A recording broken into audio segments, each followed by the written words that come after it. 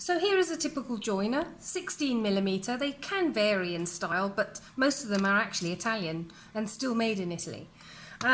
You'll need to make sure you've got plenty of joining tape on the joiner. That's a very simple matter to change.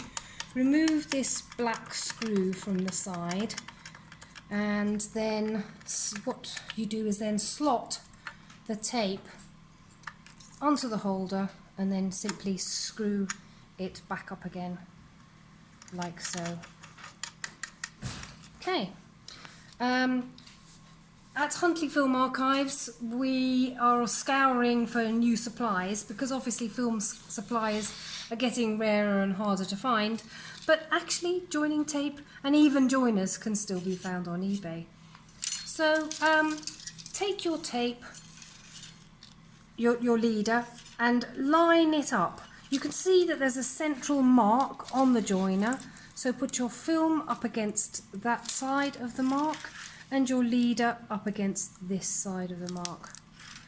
You want them butting closely but not overlapping.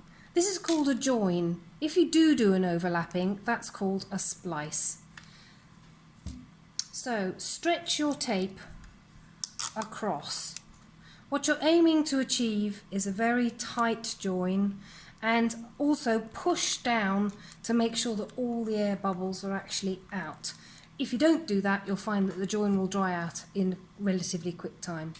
Next thing to do is to bring the arm down and then give it a cut. Again, confident move. Don't do it too livered, because otherwise it won't make a nice, clean, neat join. Always do both sides. This is for strength, to make sure that your join is going to last you.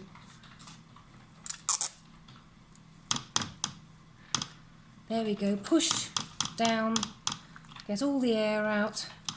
Nice, confident cut.